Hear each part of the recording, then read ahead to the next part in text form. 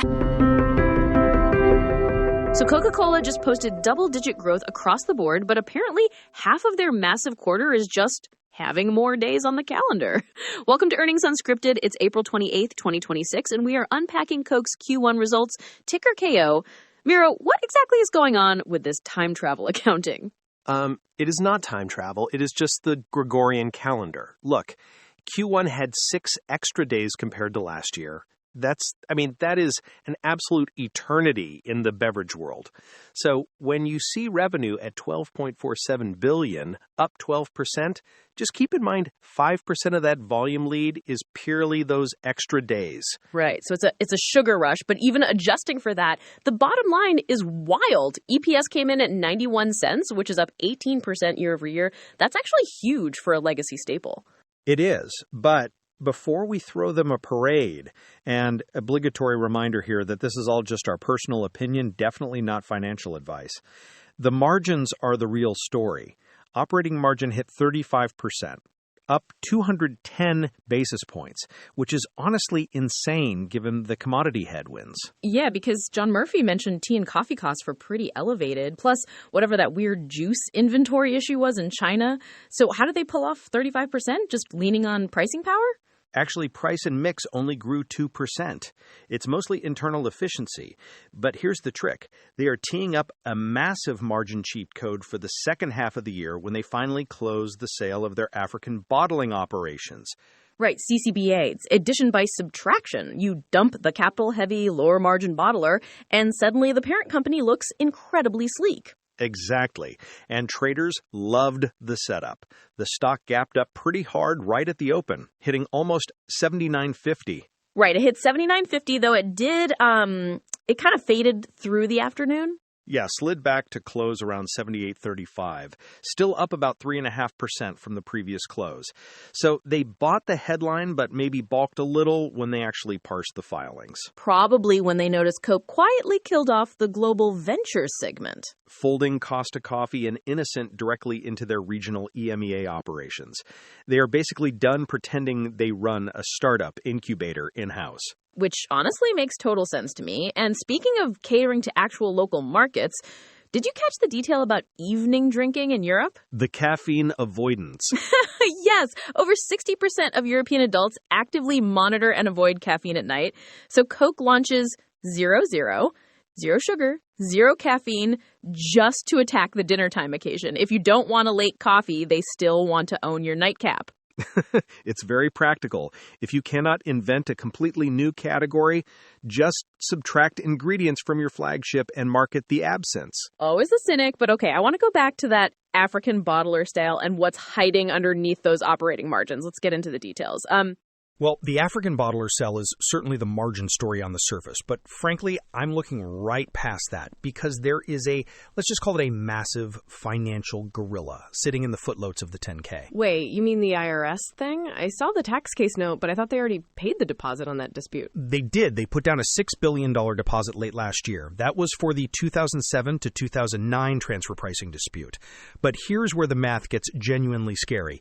If they lose the appeal on that initial ruling, or actually, let me rephrase that. If the courts uphold the IRS view, the government will obviously apply that exact same logic to every single year from 2010 to 2025. Oh, wow. So it just compounds over 15 years. Exactly. And the estimated liability for that subsequent period has ballooned to roughly $14 billion. That is, even for Coca-Cola, $14 billion is an astronomical amount of cash to just vaporize. Right. So you look at these incredible free cash flow numbers, $1.76 billion this quarter, but it is effectively mortgaged. You can't responsibly execute, say, a massive share buyback program when you know you might have to write a $14 billion check to the Treasury. It acts as essentially a gravitational drag on their capital allocation. So they are basically playing a high-stakes waiting game with the courts while projecting absolute business as usual on the front end. Mm-hmm. Which makes sense, but it is definitely a hidden pressure point investors should know about. Yes, and it is completely divorced from their operational excellence, which actually is very strong right now. Even with some physical supply constraints, they hit this quarter. Constraints? I mean, they grew unit cases 3% globally. Where are they capping out? North America, mostly Topo Chico and Fairlife. The demand for Fairlife is apparently running so hot, they literally could not produce enough of it to meet the market in Q1, which is a good problem to have, sure, but it is still a problem. You leave market share on the table. Right, because brands like Liquid Death and all these aggressive upstarts are practically clawing at the shelf space. If Coke can't physically stock a product, someone else will gladly take that spot.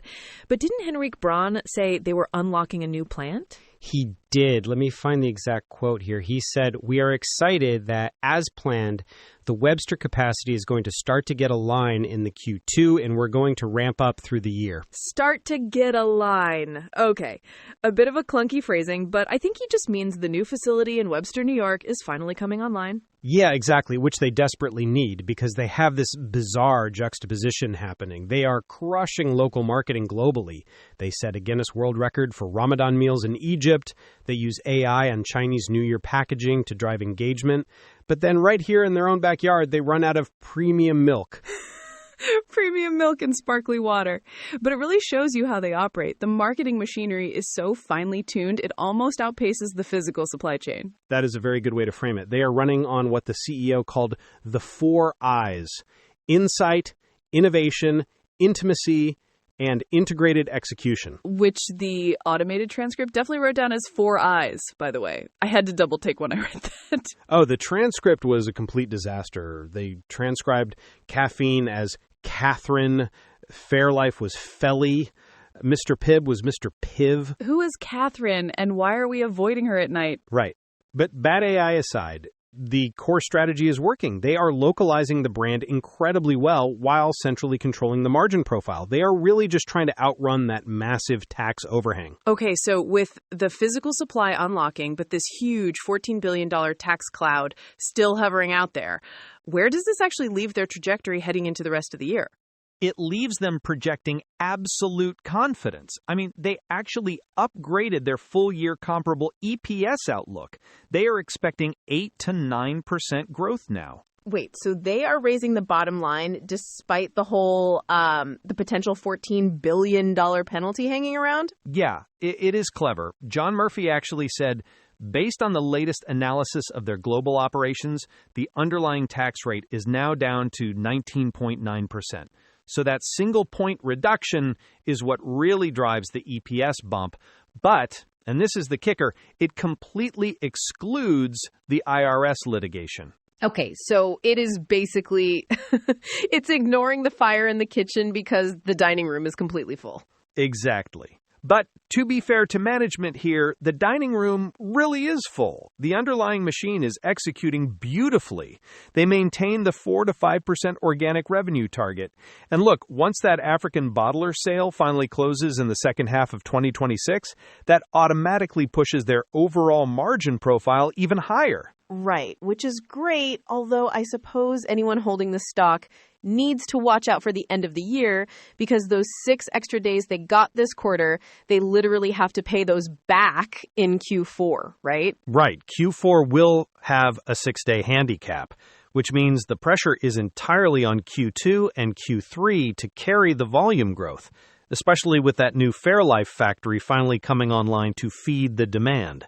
So, to sum it up, the marketing is flawless, the calendar's playing tricks, and they are politely ignoring the IRS.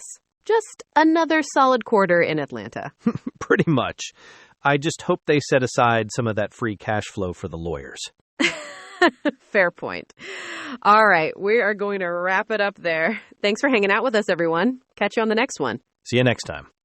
If you want these earnings deep dives to just show up automatically, go ahead and follow the podcast. And just as a quick side note, this show is put together with the help of AI, mainly just to synthesize those endless earnings transcripts into an actual conversation. We would really love to know what tickers you want us to look at next. So drop a note to earningsunscripted@datamenace.ca or hit the X link in the show notes. Talk to you then.